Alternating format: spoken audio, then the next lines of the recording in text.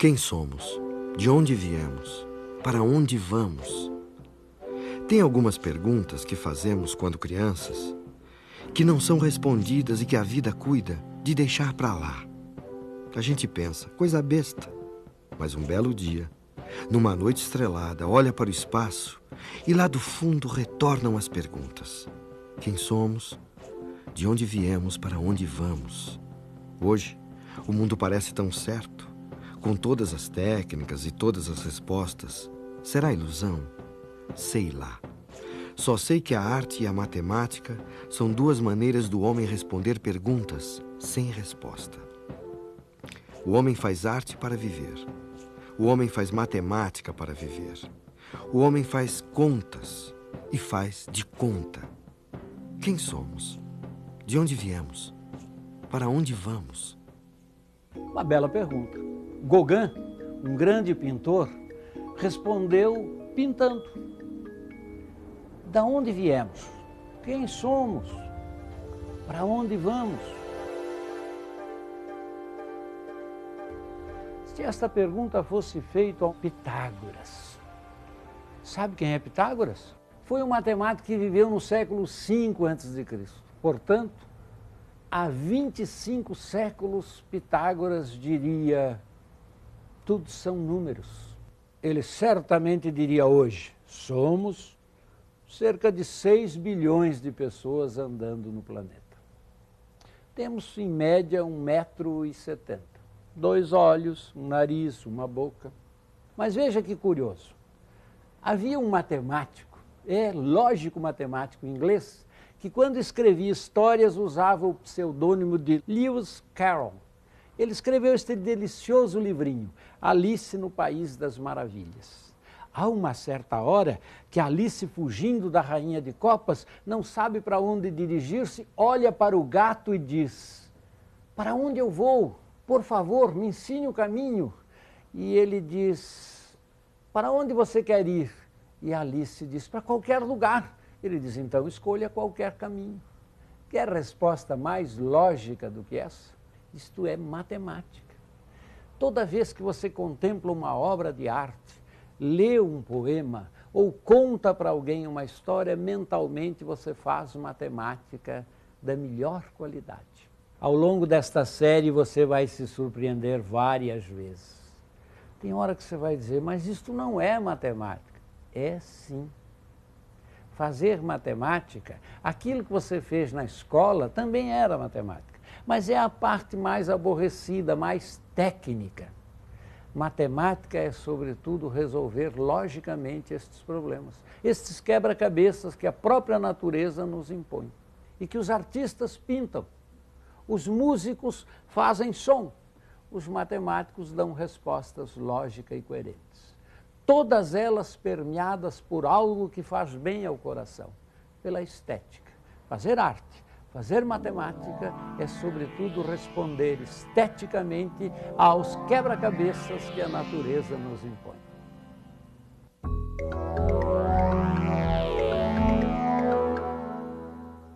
Quando vemos alguma coisa, estamos, na verdade, vendo a luz que reflete nela e chega aos nossos olhos.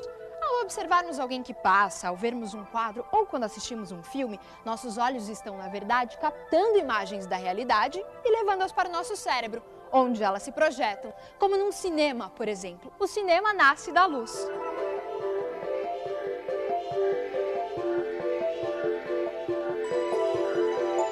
Quando essa máquina de filmar e projetar imagens foi inventada, não se sabia exatamente o que fazer com ela.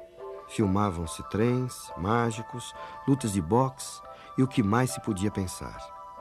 Era um espetáculo de variedades, até que se percebeu que aquele invento poderia servir para contar histórias.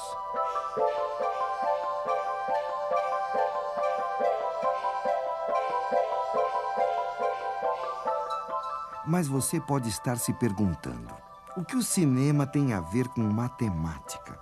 Então, aqui vai. Talvez, quando criança, você tenha desenhado uma sucessão de bonequinhos no canto do caderno e, ao soltar folha a folha, aqueles muitos bonequinhos ganhavam movimento, como se fossem um só. É essa a ilusão criada pelo cinema. e há por trás dela uma relação matemática muito simples. Se passamos uma imagem por segundo, vemos fotografias que se sucedem. Se aumentarmos a velocidade, pouco a pouco, começamos a ter a impressão de movimento, que fica perfeita quando chegamos a 24 quadros projetados a cada segundo. Nossas retinas mantêm congeladas as imagens que nelas chegam por alguns segundos, emendando umas nas outras, e nasce o cinema.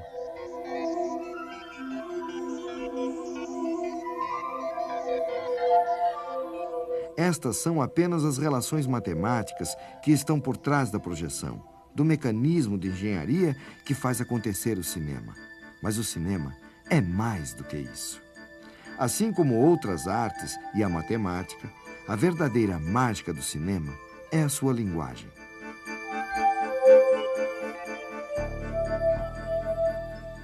Bom, quando o cinema nasce, não existe ainda a noção de montagem.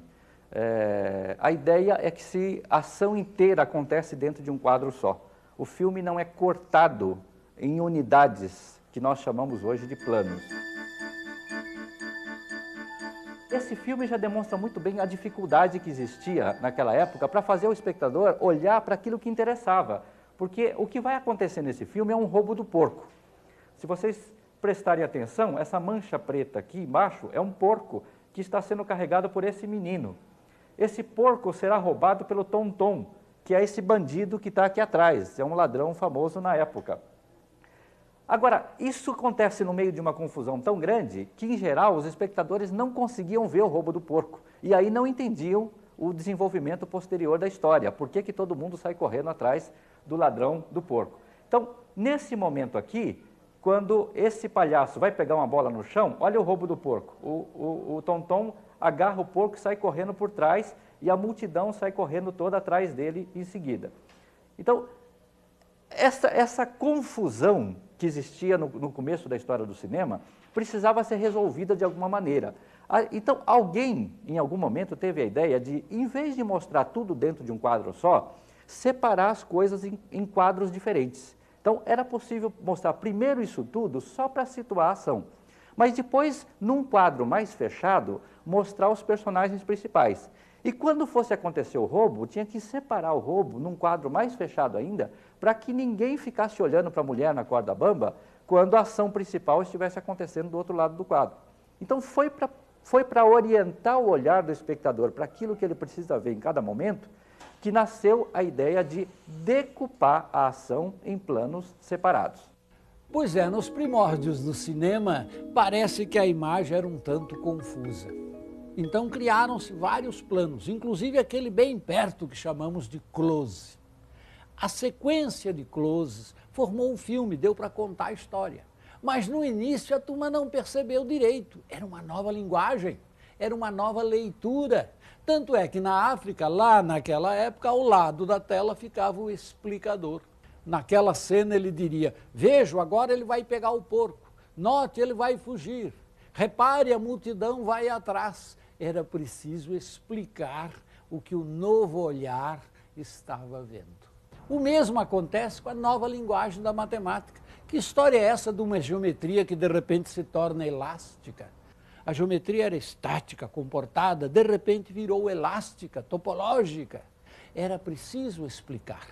Era preciso dar um close, uma sequência, uma logicidade ao nosso estranhamento com a nova arte e com a nova matemática.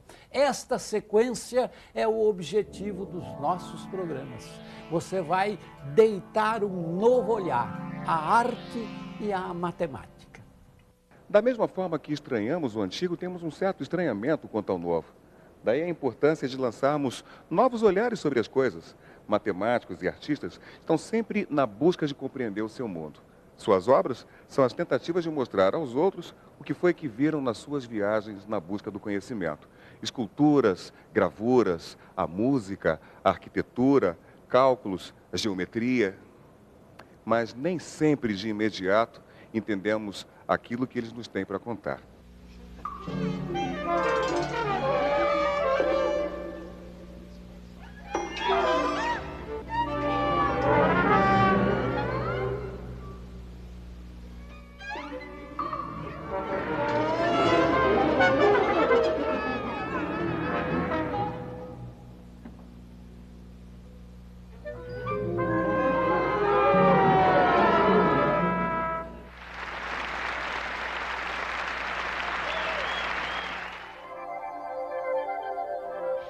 Ainda hoje, não estamos totalmente acostumados com a arte do nosso tempo. O que aconteceu no mundo das artes foi semelhante ao que se passou na matemática. Foi nessa nova matemática que nasceu a teoria do caos. Se você não tem a menor ideia do que seja isso, fique tranquilo, nós temos um programa só sobre ela. E pouco a pouco você vai se familiarizar com algumas dessas ideias que a princípio parecem tão estranhas, mas que estão mais ligadas à nossa vida do que a gente imagina.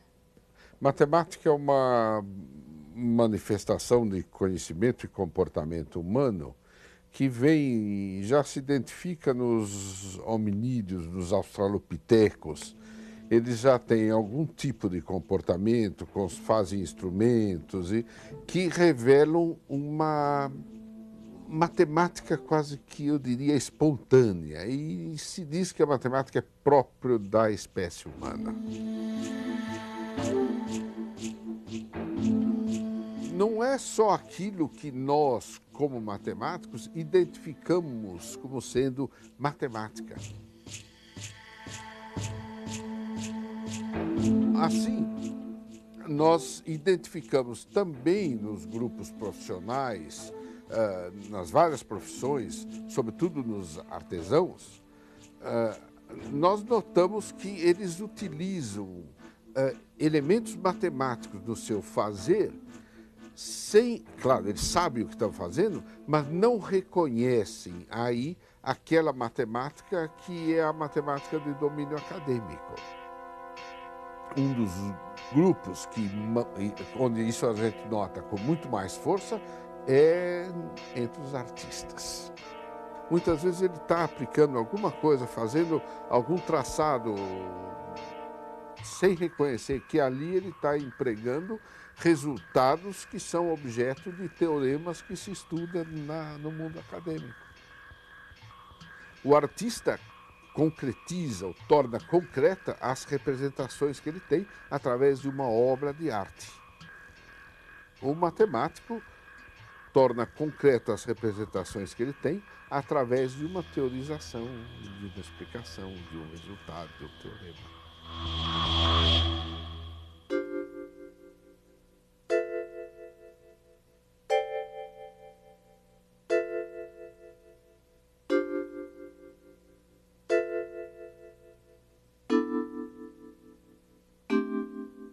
Uma obra de arte ou uma fórmula matemática podem ser portas para um novo conhecimento. Para isso, é fundamental lançar novos olhares sobre velhas coisas. No Arte e Matemática, nós queremos promover uma viagem através do tempo e buscar compreender, através da observação dessas diversas marcas, um pouco mais de nós mesmos.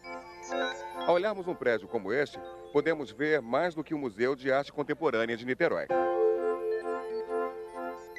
Esse prédio circular, apoiado sobre uma única coluna, pode ser visto como o sonho do homem de ultrapassar seus limites, de se utilizar do avanço da técnica para realizar o desejo de ver um prédio crescer e se desabrochar como uma flor. É o resultado do desenvolvimento da inteligência humana ao longo de séculos e séculos. Aqui podemos enxergar um homem, o arquiteto Oscar Niemeyer, deixando a sua marca no tempo. E para que esse sonho fosse realizado, foi preciso muita matemática e também um excelente calculista.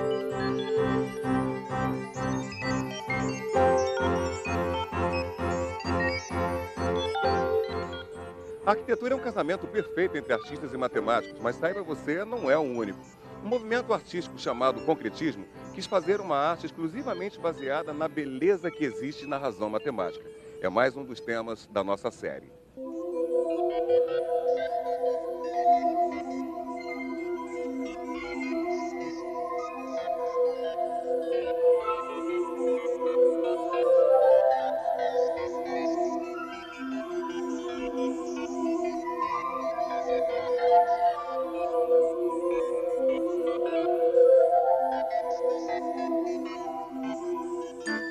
Essas duas áreas, arte e matemática, não andam tão separadas quanto costumamos imaginar. São duas formas de conhecimento que andam paralelas e podem nos falar muito da história do homem.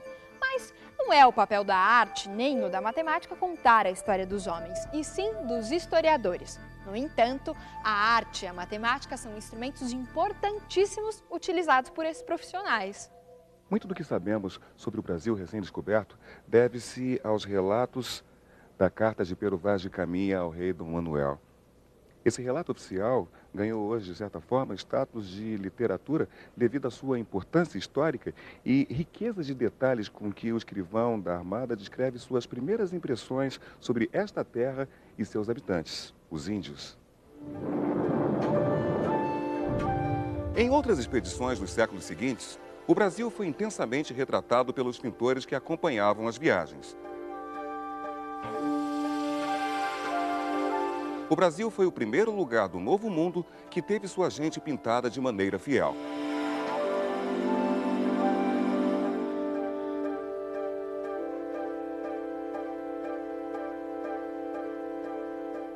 Mais tarde, Toné, Debré e tantos outros também retrataram o Brasil com imensa riqueza.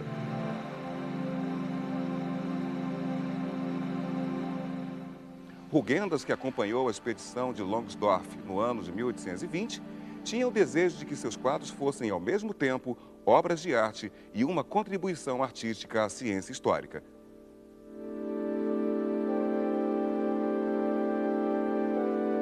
Repito aqui intencionalmente que se pode dar às descrições da natureza contornos determinados e todo o rigor da ciência, sem despojá-las do sopro vivificador da imaginação.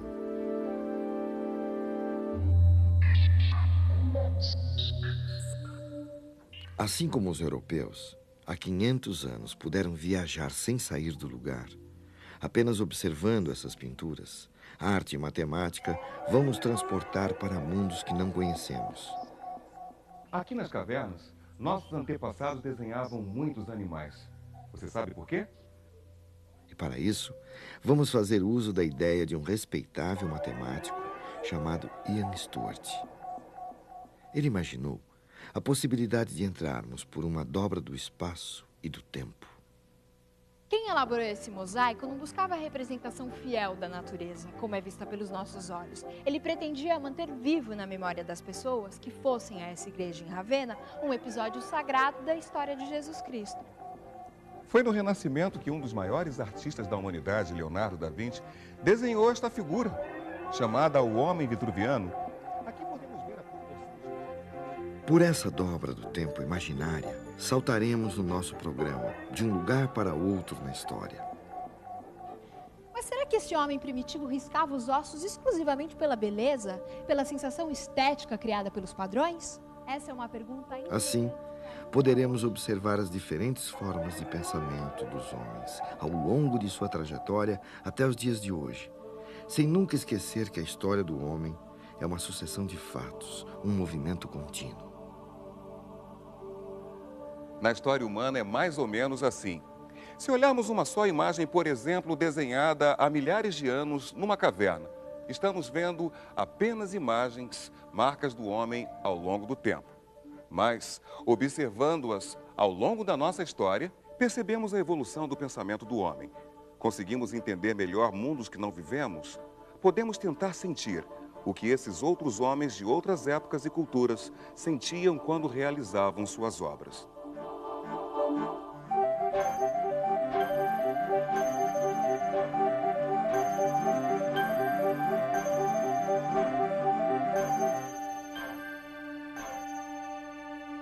Não é uma série sobre a história da arte, de jeito nenhum. São conceitos, são ideias, são momentos que são discutidos em relação aos conceitos matemáticos. E isso eu acho que é muito interessante, porque cria uma tensão quando você passa da construção de Brasília para o movimento concretista. Além da construção de Brasília, os anos 50 marcaram a proximidade entre arte e matemática através do movimento concretista. Foi feito um recorte na obra dos artistas de momentos, de obras, de períodos em que tem a ver com o que está sendo discutido em relação à matemática. Da mesma maneira que o abstracionismo representou um rompimento com os padrões existentes na arte, na matemática, as novas teorias lançaram uma nova forma de ver o mundo. E uma das coisas interessantes foi procurar essas equivalências, esses paralelismos, na arte contemporânea brasileira. Quer dizer, o que a gente procurava não era artistas que trabalhassem com matemática, não eram artistas que fizessem conta para fazer o trabalho deles. Alguns deles se surpreenderam também de perceber tanta matemática no trabalho deles, outros não. A nossa ideia foi tentar procurar exemplos nas coleções dos museus brasileiros, mesmo os exemplos clássicos, exemplos das obras da Idade Média, do Renascimento e Barroco, etc. A coisa mais sensacional, ou talvez uma das mais sensacionais, foi encontrar centenas de filmes realizados por um professor de História da Arte, o professor Herbert Duschnes. Bom dia, eu sou Herbert Duschnes. Quando tinha uns 8 anos, a minha mãe me levou ao curso noturno de um eminente professor de História da Arte, Erwin Panofsky, mas ele disse que para analisar, julgar, criticar uma obra, é necessário conhecer o autor. Isso me levou, no fim, à maneira como trabalho, com filmes que retratam o homem vivo, como ele se movimenta no dia a dia, no seu ambiente, seja rua, seja paisagem, e daí a sua obra e ele.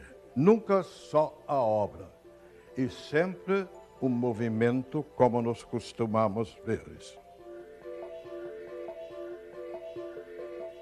Aí entrou a parte que estava fazendo ultimamente, de ser uma espécie de jornalista de arte, de viajar o mundo com minha câmera, que era a minha anotação visual, para eu apresentar o que está se passando no mundo. Onde havia uma novidade, com uma ideia nova, aí fui eu atrás da minha câmera de filme.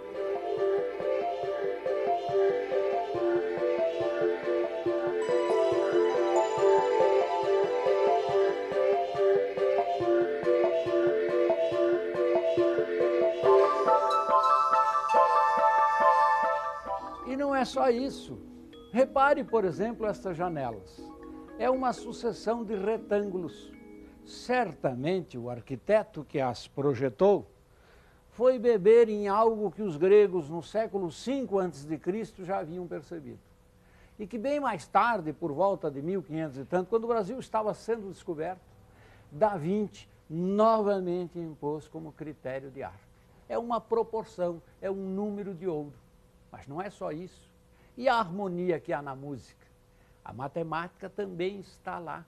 E no tempo, vamos falar do tempo da matemática e no tempo das artes. Vamos falar do infinito. Lembram-se que não seja imortal, posto que é chama, mas que seja infinito enquanto dure. Vinícius de Moraes e Castro Alves. Deus, ó Deus, há 1000 anos te mandei meu grito, que embalde corta o infinito. Será que o infinito do poeta e o infinito da matemática são os mesmos? São respostas à mesma indagação que a natureza nos impõe. Enfim, vamos navegar. Você já viu falar de um barquinho chamado catamarã? É um barco que tem 2 quilhas. Na nossa metáfora, uma das quilhas é a matemática, a outra são as artes. Ambas estão ligadas por uma estrutura que as liga, que as mantém unidas, que as faz navegar bem. Para nós é a estética, é a beleza que há na racionalidade matemática, é a razão que há na beleza das artes. É, enfim, matemática e arte. Arte, matemática.